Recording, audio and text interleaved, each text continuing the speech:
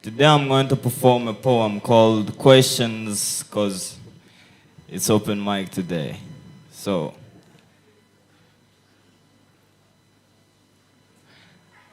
I always ask myself, what is a question? Because I'm confused. See, where I'm from, questions answer questions, and that leaves me with one question.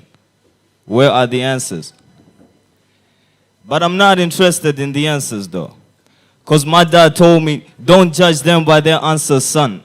Judge them by the questions they ask. But I don't know how to do that, yet hating questions is a common fact.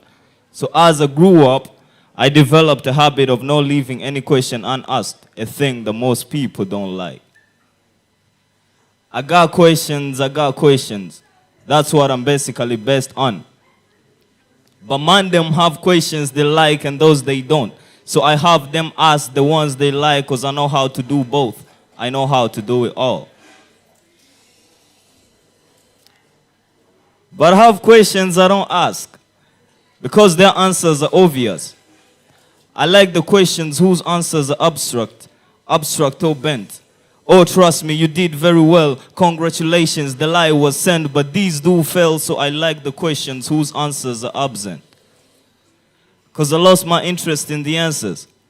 The day I discovered that a question can have more than one answer. See, I don't know what to believe now. But they want me to believe, but they don't say why. That's the life that I live. That's the question I ask. So I'm sitting at night trying to win this war that I fight. And every day you call me Thomas just because I believe in my eyes. Well, trust me, I believe in anything, never believe in your mouth. Talk a shaitan.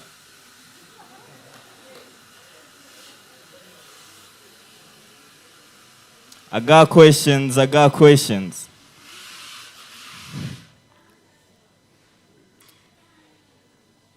But I like my people.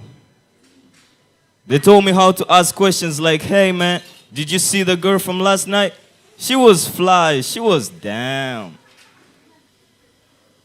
And then you don't know if that's a question or an answer. Then you realize that some questions just don't have answers because they were not meant to be asked. They were meant to be thought about.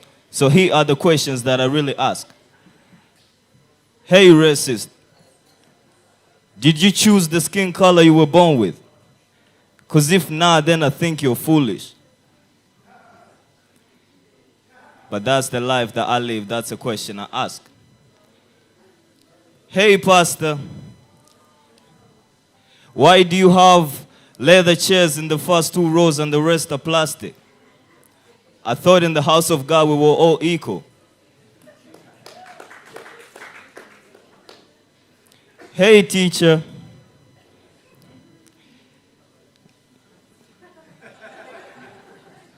do you know how many lives you ruin when you give that girl free marks just because she sleeps with you?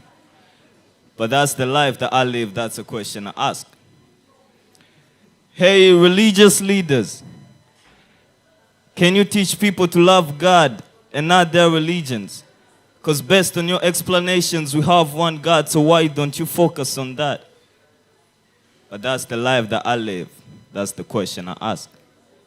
And mama told me, King, you no longer go to church.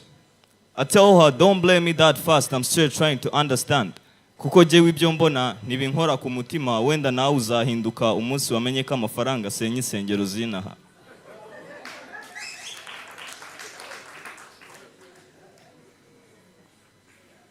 True story. I went to a church in Kimihurura. Oh, we're in Kimihurura. I went early because I wanted to grab myself a front seat. I went early, so I grabbed myself a front seat. But 1 hour later into the service, a rich man came. So the usher came to us and told us, stand up. Let me show you where you sit.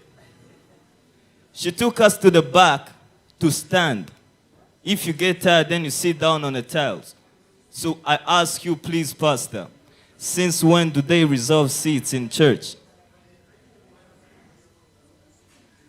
But then they ask me, King, why don't you have a religion? I tell them it's because they haven't answered my questions yet. I am my own testament. If I want to preach, I text and saying that don't collect and mislead a bunch of men and you always ask the wrong question. I have a religion. So let me tell you something that I don't expect you to know. I have a religion, and it's called love. A religion that I don't expect you to be part of, Mr. Pastor.